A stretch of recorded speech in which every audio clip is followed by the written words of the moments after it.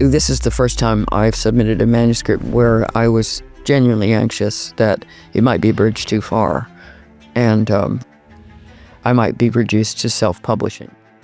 The title implicitly asks, better life for whom? Migrating quite reliably improves the life of the immigrant, but not necessarily for the host population. It is actually a book that represents both sides of the immigration debate, but for the usual suspects, there's only one side. If mass migration were the answer to one's economic woes, considering the numbers for the last 25 years post-Blair, the UK should be thriving. Yeah. It ain't.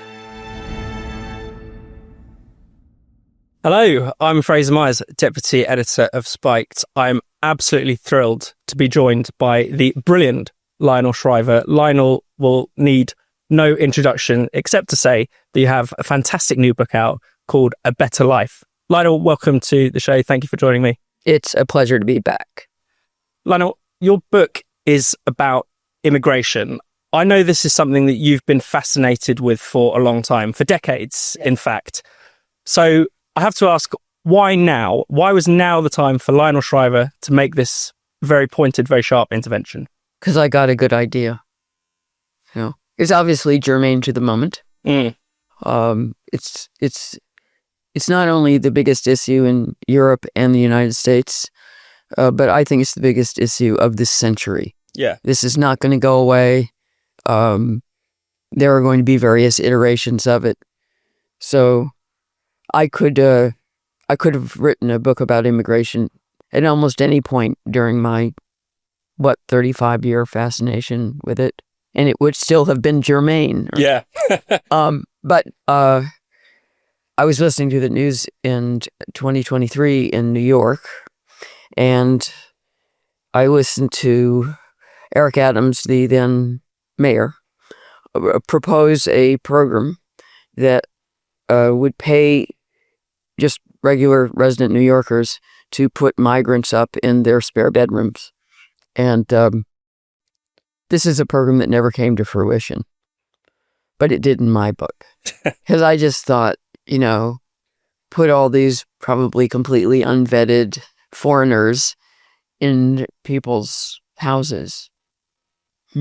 What could go wrong? And especially in my hands. And so what I did is I used the backdrop of what became known as the migrant crisis during the Biden administration. And so that everything in the book, aside from this, the actual plot of my fictional characters, is accurate. It's set in history, so that, you know, when there's an incident like this was nationwide news, a group of 8 or 9 migrants who were being put up in a nearby shelter attacked a couple of New York policemen and, you know, beat them up. And that incident became really emblematic of ingratitude. Yeah. Right. So, you know, I'd use that. There are any number of little markers of what it was like to be in New York during this time. And New York was being inundated with literally hundreds of thousands of migrants. And it was partly their fault. I mean, Mayor Adams complained about the fact that it was destroying New York. But New York has this absurd policy called right to shelter. Right. So, you know, I honestly don't understand why anybody pays rent there. Because you show up, they have to give you a place to live. Yeah. I considered trying my luck. One of the things that's really unique about the novel is because there are, of course, lots of novels, lots of films about immigration, but invariably they're about the migrant story. Always. And sometimes that's understandably quite a heroic thing. You can see why that can be It's a good interesting story. and entertaining. But you're focused on what does this mean for, the natives, the host population. Is that what you're getting at with a better life? Is there something in that is a bit of a provocation? Because we're assuming, again, that search for a better life is always about the migrant's better life. And yeah, the title implicitly asks better life for whom, right? And according to most of the research, migrating quite reliably improves the life of the immigrant, but not necessarily for the host population. And this is clearly something that has, been around in politics for a long time. People have been complaining about mass migration. People have been complaining about illegal immigration for a very long time. But it does seem to fall on deaf ears on many politicians.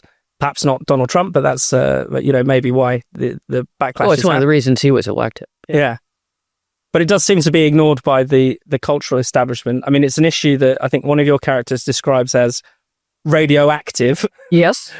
Did that give you any trepidation in approaching the book? Well, it should have. No, it didn't. Not enough. This book is coming in for a lot of flack. Yeah. It is actually a book that represents both sides of the immigration debate, but for the usual suspects that we're talking about, there's only one side. Yeah. So if you put the other side, like this is too much too fast, and what about us? And why are we paying for welfare for these people? Why is New York putting all these foreigners up in hotels at the New York taxpayers' expense? You're not supposed to say any of that stuff, much less in fiction. And you're not supposed to have any sympathy with the host population. Yeah. Which is, they are comparatively wealthy and advantaged, or as we say now, privileged. and so all the sympathy is supposed to go toward the migrant. And this book has sympathy with the people who have to accommodate so many strangers in their midst and pay for them. And publishing is a kind of notoriously woke industry, probably even worse than universities in some cases. It's a contest. Did you have any difficulties either having the book sold to a publisher or in the editing process? What kind of issues might have come up during that? Well, to HarperCollins' credit, they did buy the book. And honestly, I wasn't sure they would. Yeah. This is the first time I've submitted a manuscript to them where I was genuinely anxious that it might be a bridge too far, and I might be reduced to self-publishing, because none of the other big five would have touched this book. So I give them a lot of credit for that. In the editing, I detected some cold feet, though, when it came down to particular passages. And I would often be told that, it's just too long, or it's it's not really necessary, or you could get rid of this character. He doesn't really serve much purpose. And it just so happens that character says things that make my editor nervous. So that was interesting. I mean, on the one hand, they were going to buy this book, but on the other, when it came down to page by page, it was like, oh no, we can't publish this. And there is an element of I think, wanting to protect me from myself. Yeah. So it wasn't entirely just, heavy-handed censorship, but I figured in for a penny, in for a pound, right? I mean, yeah. The whole structure of the book, the plot of the book, in which a Brooklyn family takes in one migrant at first, but little by little it turns into a home invasion story, and let's put it this way, it doesn't work out well. Yeah. So that the whole thing is a risk. It is not presenting immigration as this just purely wonderful thing and economic rescue for the West and, interesting restaurants. So there was no point in softening this and that passage or taking out a particular sentence or, one editor wanted me to make my protagonist like Honduran food more. No, I'm sorry, that's a lost cause. So, from the beginning, I was going to invite criticism from the left. They were never going to like this book. The New York Times hated it. The Atlantic went on for thousands of words about how much this woman hated it. So it really gets under their skin. Yeah. If they were smart, they'd ignore it. But they can't control themselves. Yeah. Right. And I can see why it gets under their skin, because it isn't just, the migrant characters are not the only characters you might not have sympathy with. Some of the American characters or the host populations, they have their own problems. And in particular, there's the kind of, I guess you call her the woke liberal lady whose naivety comes in for a good kicking. I mean, is this as much a criticism of our own societies as it is? Oh, definitely. Yeah. And not just it's not just a woke poke, right? It's not just a send up of the progressive mindset. It's a more serious criticism. The family in question, 3 grown children, the 2 older sisters have not had kids themselves. The youngest, the son, through whose eyes the whole story is viewed, also has no intention of having a family. And as the Honduran immigrant points out, they're just going to disappear. Yeah. Right? Who's going to own their big house? There will be no Bonaventura family. That's it. And that is a sincere criticism. Yeah. It's actually self-criticism because I didn't have kids either. And at least my younger brother had 4 and therefore had mine for me. It's a kind of surrogacy. But he more than did his part and I did not do mine. And when I was much younger, it was far more unusual for someone like me to opt to not have a family, but it's become altogether too usual.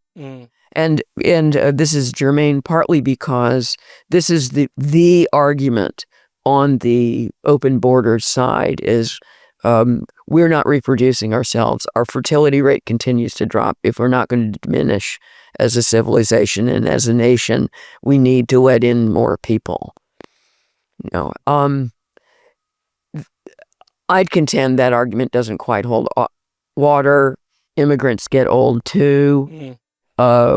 We have these family reunification policies, which often entail bringing in parents, which means we don't really improve our age structure.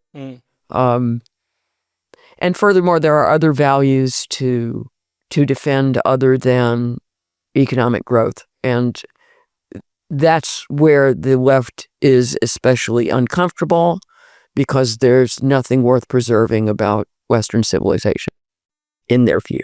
And I noticed that also that Nico, the character who's the most openly critical of the family's decision to open up their home to these migrants, he has his own problems. He, as you say, he's childless, doesn't even seem interested in looking and for it's love. worse than that. I mean, he's only 26, so you can reason that maybe he'll come around in the end on the kids, though there's no sign of that in the book. But he got a degree in engineering and then just went home and did nothing for 4 years. And by the way, has no plans on doing anything. celebrates doing nothing. He is relishing what he calls his hovercraft repose, and finds, having embraced a life with absolutely no ambition, greatly restful. Right. So he's hardly a paragon of get up and go. Yeah. And the story is deliberately rigged against him, right? Because he's objecting to the dependency of all these foreigners coming in and expecting to be put up and get 3 meals a day, and that's exactly what he gets, right? He's dependent on his mother. He criticizes them for using New York taxpayers. Well, he's not a New York taxpayer. He's dependent on a New York taxpayer, his mother, right? So, and this is, on the authorial front, this is deliberate. It is a complication. It is an undermining, and it is also, it's representative of a certain proportion of the last couple of generations of young people. I am sympathetic with them. I'm sympathetic with the high house price problem. Yeah. There are now young people are facing, AI, and wondering whether what they train for is even going to give them a job in a couple years. AI is already eating into entry-level positions. And I should clarify also that while I was writing the book, I found myself very sympathetic with the protagonist, Nico, more so than I would have expected to be. Yeah. And not only because of the very real difficulties of making a go of your life in your 20s, even if you are ambitious, but even being sympathetic with his not wanting to have anything to do with it. Like, I didn't ask to be here, and I see nothing about being an adult that especially appeals to me. Right? Yeah. So, and there's one exchange that he has with an old friend of his, and they haven't seen each other for years. And the friend has gone on and has become quite prosperous, has a serious career going, is planning on getting married, expects to have children. This is, the good young person. and his friend asks, well, why on earth have you stalled out? And Nico says, because I can. Yeah. That's something that's been enabled across the West and indulged. It has been indulged. It would be remiss of me not to ask you about language, if we're talking about novels and literature, because the way that we talk about immigration has changed substantially. And there's even an exchange in the novel about the shortening of the word from immigrant to migrant. But there is also these proliferation of terms from undocumented to or illegal migrants, or we never quite know what words to use. What do you make about the battle over language over this issue? It's the same old with the left. It's this constant cleansing. The left especially dislikes illegal. That's because they are illegal. And this pat aphorism they keep trotting out, no human is illegal. Yes, they are. It's just like, sorry, you're not supposed to be here. Your presence is illegal.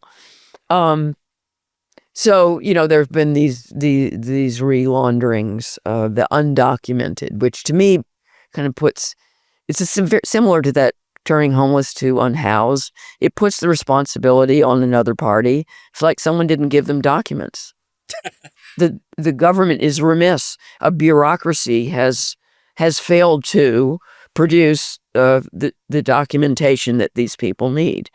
And then there's irregular migrant. Yeah. Right? like as I point out, like cheap rejects of towels. And I think that the left is all this cleansing. It is in the interest of disguising the difference between the citizen and the immigrant, and especially the illegal immigrant, because the left fundamentally believes in open borders, and won't admit it. But if you follow all their policies, they lead to open borders. Right now, the whole, defund ICE or end ICE, the opposition to any deportation whatsoever, indicates that at the end of the day, you really just don't believe we have the right to keep anybody out, or to kick anybody out. They don't believe in deporting anybody. That's an open border policy. And there's another phrase I wanted to ask you about that's quite germane to the ICE discussion in America, a sanctuary city. You wrote a column on this recently. It's a kind of fantastic phrase that conveys a kind of real holiness and sanctimony. Yes, it has religious connotations. Yeah, it conveys a sense of self-righteousness and doing God's work, right? And it's been disastrous on a number of levels, but immediately in relation to these ICE raids, ICE is especially interested in going after criminal aliens. And the easiest way to get their mitts on criminal aliens is just to have local authorities who have already arrested or sometimes even tried and imprisoned illegal immigrants for a variety of crimes. And ICE is not that particular about it has to be violent crimes. The Democrats keep talking about exclusively violent crimes, but frankly, I would like to get rid of the fraudsters and the people smugglers and people who might break into my house. Let's get rid of them too. But sanctuary cities will not turn over criminals to ICE custody so that they can be deported. I don't think that's in the interest of their local population. I mean, it means that you're releasing criminals into the midst of your citizenry so that they can commit more crimes. Oh, great. Thanks a lot. But furthermore, it means that ICE has to go looking for them in the general population rather than just having them handed over. And that means they're more likely to encounter along the way other illegal aliens who maybe haven't committed any crime, but as long as they're discovered to have no permission to be in the country, then they get arrested too. This is exactly what the left doesn't want. So it completely backfires. And do you see a difference between the debates in the US and in Europe? I mean, of course, people fundamentally want the same thing. The majority of the population wants the same thing, which is secure, controlled borders. But I do feel like perhaps the progressive left in America is maybe more vocal, whereas in Europe it seems to be the judiciary a lot of the time that is deciding that migrants must have the right to stay for some various convoluted reason, even including criminal migrants. Oh, the Democrats are using the judiciary also. I'm afraid in the U.S. as well, the judiciary is politicized. Yeah. And so you deliberately take a suit to a judge was appointed by a Democrat and has a history of permissive decisions. So it's the same problem. The biggest difference between the U.S. and UK, hitherto anyway, has been the Muslim issue. Yeah. So the U.S. Has comparatively few Muslim immigrants, and therefore it really doesn't feature substantially in the public conversation about the issue. I think that's going to change because the numbers are starting to go up. I was really astonished to discover that there are now 800,000 Muslims in New York City out of a population of 8.5 million. And it was well below 100,000 in the year 2000. So it has soared. Mm. And and the size of that population is now rivaling the size of the Jewish population. And the Jewish population of New York City is the largest concentration of Jews outside of Israel. Yeah. So, and along with that population is coming escalating anti-Semitism. This big surprise, and I think that's going to be a big issue in New York going forward. And you say, I think quite astutely, that this issue is going to run and run, I think, almost regardless of who is in office, of what the public asks for and what policies are implemented. The immigration debate feels like it's here to stay for a long time, do you think? Yes, it's become the ultimate political litmus test as to which side you're on. And I think that's why this book is so divisive. It is, in order to be on the left, even more than being pro-trans, you have to support immigrant rights. And I think the end point of that position is that you let everyone in, and that you give citizenship to everybody. And it's not practical. So, but this. I don't see an end to the argument. I could tell you any number of things that I would like to see change in immigration policy, but at the same time, I just don't think it's going to happen.